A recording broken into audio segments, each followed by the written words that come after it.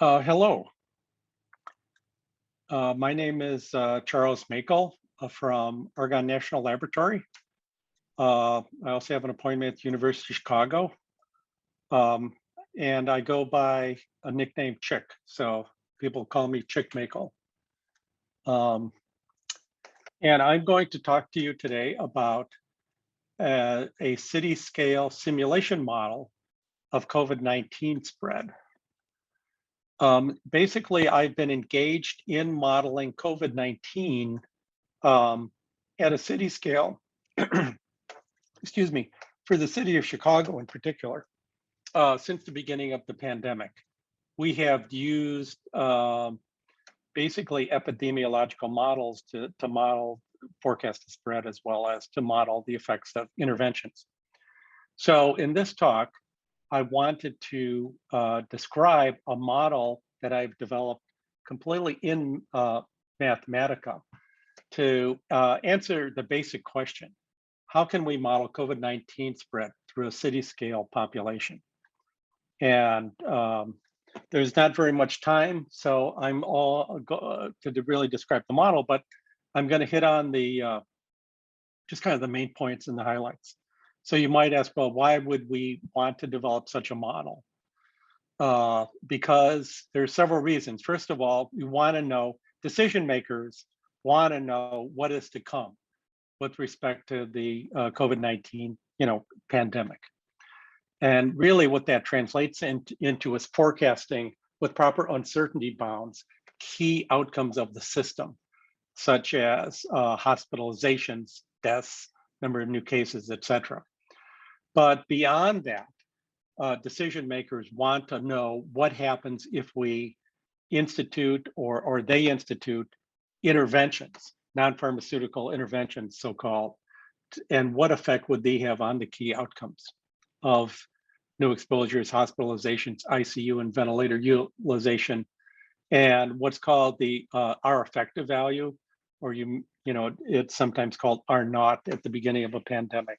But basically, it's a number, the key number for any kind of epidemic that measures the number of people that an infected individual will infect themselves during the course of their infectious period.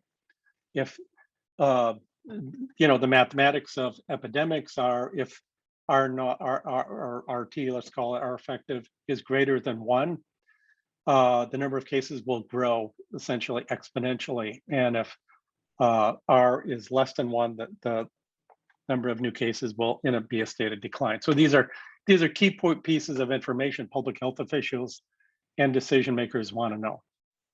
So how do we model a city? Basically, we're modeling people, all the people in the city, all the places in the city, and to tie this together, modeling the activities people engaged in.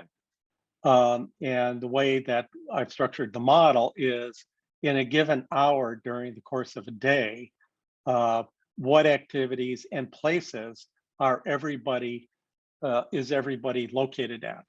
Okay, because the simulation itself that I'm describing then will take the people in the city and move them around to these 1.2 million geolocated places.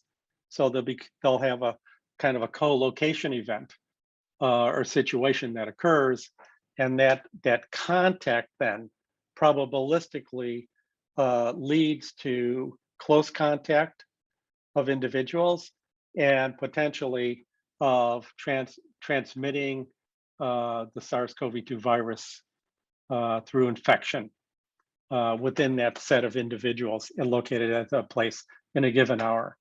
The basic idea is that this process simulates hour by hour, day by day, week by week, month by month, over a period of several months into years, as we're seeing here with the current pandemic. So the question is, let's write a program or a model, simulation model, to simulate that process, but do it at a very granular level with each person represented individually as a person agent. So here's some basically the basic idea is to first define what I call a person pattern, uh, which I have here, which includes the essential characteristics of the person, such as, let's say, the household they live in, the relationship within the household, their gender, their age, potentially race, ethnicity as well, and some notion of the schedules that they follow both during the weekend and week days. Secondly, there's a depiction of what we call the places people go to. So depending on the kind of place we're talking about, there's a whole list of possibilities that people could go to based on their location and preferences and possibly history. So for example, besides their household, which they basically live in, there could be basically a list of restaurants that they're likely to go to based on various factors that we've developed. So having established this pattern, I should also say at the end of the person pattern are very simulation related kind of event designations that I'll talk about a little later, a little bit, that have to do with people's change in state.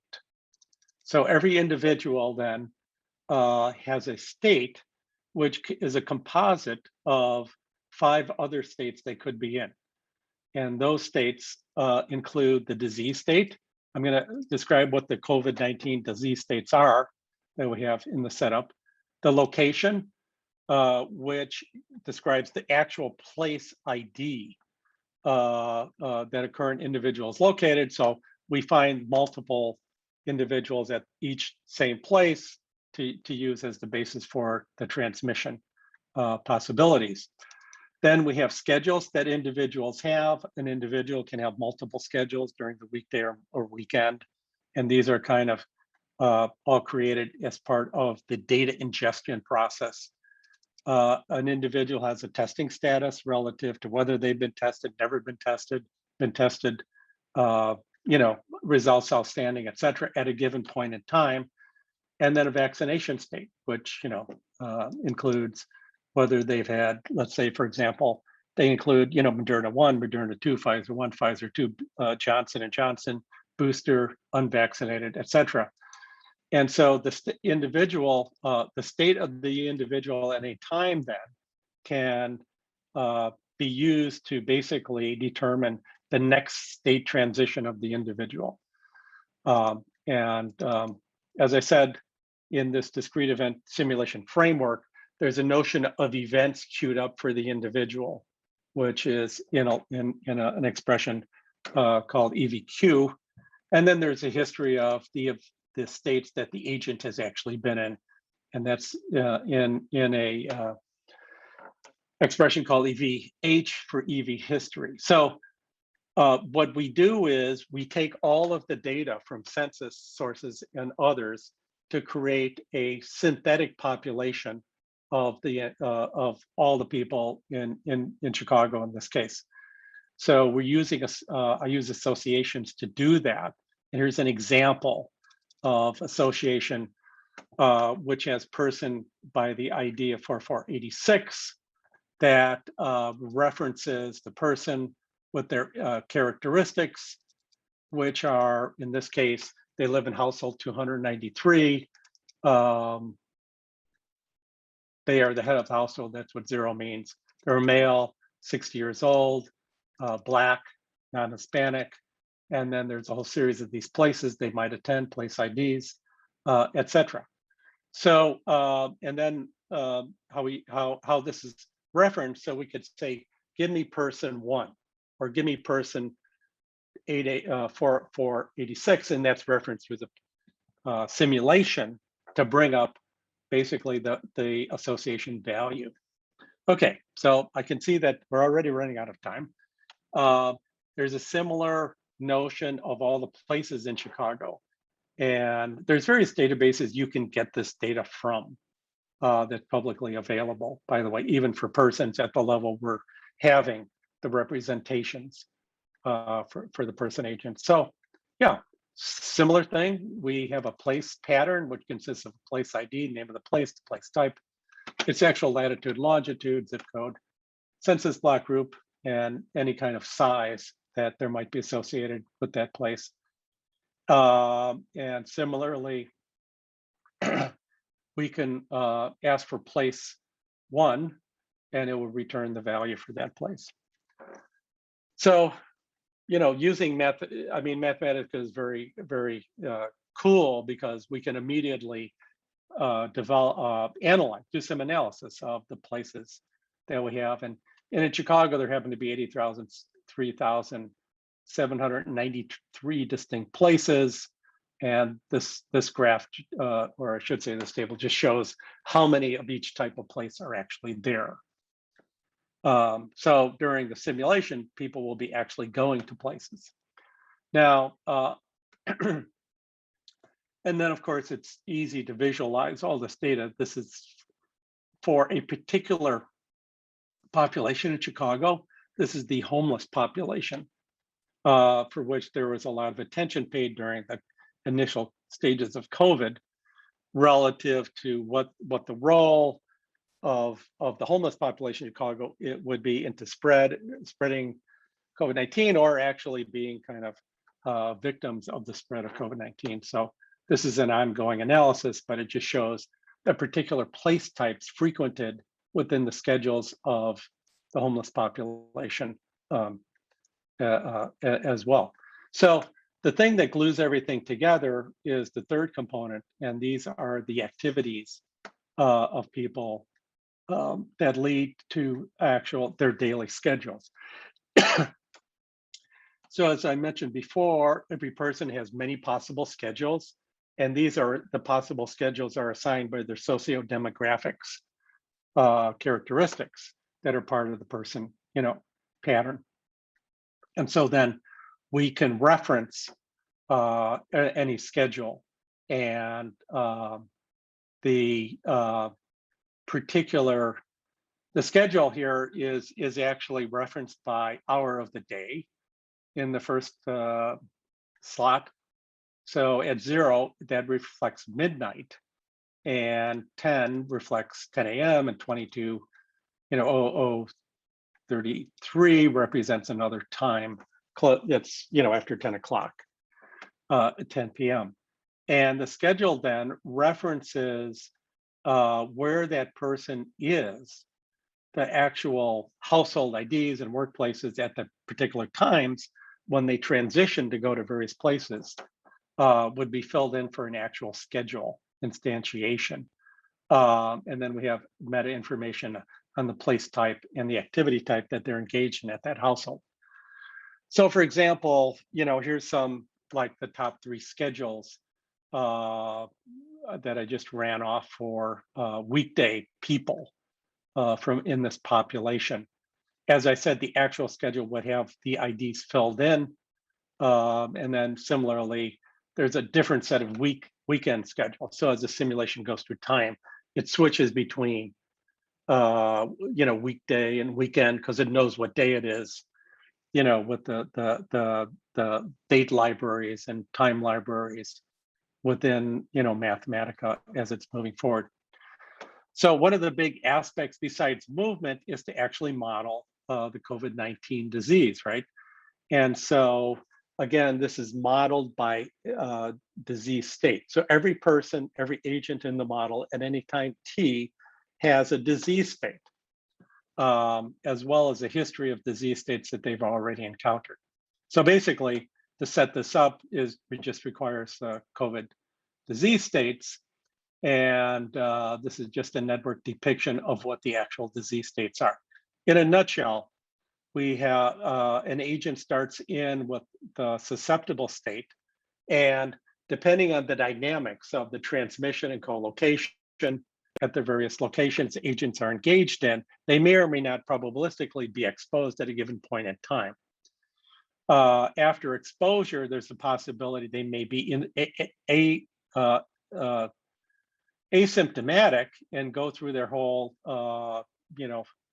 COVID experience without actually experiencing any symptoms. They might not even know they had COVID. And then otherwise, if they are symptomatic, they may evolve to symptomatic states where they ultimately are severe, which requires hospitalization. And even within the hospital, they might have advanced to more severe states that require an ICU and possibly ventilators, et cetera. And ultimately, the resolution of all these states is to be an agent either recovers or deceased, just like in the real world. So one of the big parts of the whole program is to ingest, so to speak, disease state parameters. So, the branches in what I just showed here that lead from a disease state to other disease states then all have probabilities of going to advancing each of the states that are also dependent on the agent characteristics, in particular the agent age, because these are actual data sets that have been estimated from publicly available data that's reported by Chicago Department of Public Health on their website every day. So this is kind of how you characterize that. But also the time spent in disease states for an agent is a stochastically derived variable, basically gamma distributions for which are specified the mean and the parameter k. So basically, I've given you kind of the thumbnail sketch. There's a lot to how you actually do a time step simulation based on the event queues, the notion of next events after an agent enters a particular state. The next event idea is, well, when does the agent advance to the next state? Well, that would be an event to be placed in the event queue for that agent, which will get executed as time advances to that eventual event time. The Mathematica implementation, and why I really wanted to do this, is because it's possible, because of the compactness of the expressions that could be developed. It's not some gigantic program. It could be a few lines of code that actually are simulating millions of people moving through millions to and from millions of places over a period of literally thousands of hours. It does, give some challenges for performance as well, though. So this is the basic, let's say, kernel of the simulation. It's basically a time loop that begins what I call the current time as t now, is initialized at some time. It goes to some final time. The number of days I want it to go times 24 to be the number of hour steps it's going to take. And the dt is just an indication of the step length, which could be varied. One means we're having a step length of an hour. So basically, the basic idea is in this time loop is to, one, figure out what day it is day a weekday or a weekend, as it marches through actual dates.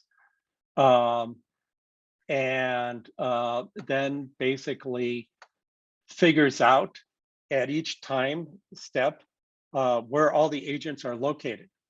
That's what the person-place-person association is. And then there's an execution of what's called the contagion model. So the contagion model will find all of the agent groups together at a particular point in time and compartmentalize even within those, or partition the agents into collective groups that have contact, then actually apply a probability for any susceptible agent that might be in that group to be infected by however many infectious agents there are. And basically the outcome of that process is whether or not agents transition from a susceptible state to an exposed state, which ultimately leads to infection. The next set of the next function is to update the person agents according to the events in their event queue. So this would advance an agent according to their next events, if there are any in the event queue. So which could mean they advance to the next stage of COVID-19 states. Okay, and then there's some reporting, and then there's a logging aspect of the simulation. So key information on how many persons are in each agent state, for example, in each COVID state, is logged at each time step. It's kind of an abbreviated piece of information from all the information that's available during the simulation. Anyway, what I find to be enormously exciting, and I can't really stop looking at this single statement right here. This is the main workhorse statement that takes all the persons and the keys of the persons are that's the reference, and simply updates all the agents, each agent one at a time, over all its events that occurred in the previous event step, then over all of the agents, and that occurs at every every time t now. So it's really kind of an amazing thing, and it took me a while, of course, to figure that statement out. Anyway, the main workhorse event, or I should say program, function, is the update person now event. So it basically determines for an event that's taken out of the event queue for the agent, what kind of event it is. It could be a disease event, which has COVID-19 S as a head, and then it decodes the kind of event it is, figures out the next event, ultimately places the next event into the event queue for later processing. Similar event changes occur for location. That there's a switch statement here. Locus is the event head that indicates a location change event. Similarly for scheduling events, testing events, and vaccine events. And so this is really what the workhorse program that runs the whole simulation really looks like. It's long, but it's structured, so it's easy to figure out. So I wanted to present finally just some results. So yes, there are results that come out of this thing. And one of the key sets of results is what I call the COVID-19 dashboard that indicates all the disease states that I described earlier, and it's aggregated over all of the agents by their age groups. And that's what you're seeing here. And you're seeing basically, the same patterns that have been observed, in the real world, basically throughout, starting from, March of 2020, extending these simulations through March of 2021. I haven't done any updates recently since, but I certainly want to do that. But you can get some really interesting other results out of the model at the agent level, not just the population aggregate. And here's another example, which is a simpler example, less people and stuff like that, for which an association was created that indicated who actually had contact with who at each place at each time. And so that association is kind of built up over time. And one could then ask, okay, show me all of the contacts that all the agents had contact with, that included infectious agents in the place they were at.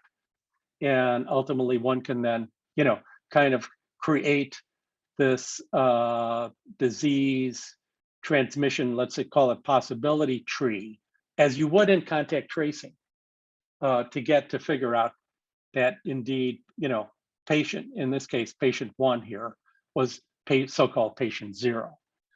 And so there's a lot of interesting analysis one could do, in this simulated world with these simulated outcomes. So I believe this is the last slide. So I am done with my presentations. If there's a couple of minutes for questions, I'd be happy to take them. Yes, yes, Chad. Okay, great. Do you model whether a person wears a mask during an hour or public location or does not? Yes, that is the question. So we do that by adjusting the transmission probability from an infected individual to a suscepted individual. So there's basically it's from data and estimation that we've done and what others have done, that reduction in transmission from one person to another is reduced by 85 to 90% if someone wears a mask. And that's a factor that's applied to that transmission probability if someone is wearing a mask within the model simulation. Okay, so let's see here. I assume at any point in time, each person is in just one of his or her possible location. Yes, absolutely, that's correct. The simulation only allows a person to become exposed to the virus by being in the same location as an infected person at the same time, right? Yes. Then there is a probability of becoming infected if exposed. Exactly. And let me just, it's kind of what I just related to, but the basic idea is this. There's what we call a dyadic transmission probability, assuming one infected individual and one susceptible individual basically are in contact for 1 hour. Okay, that's the thing that is basically estimated. And depending on a situation where you have, N infected people at a location and M susceptible people, one could work through the mathematics. There's a standard equation that is used in epidemiological modeling that relates to what the probability of the outcome is if you have more than one person, built on this dyadic probability. Of course, if a person stays home alone, she or he never gets the disease. That's correct.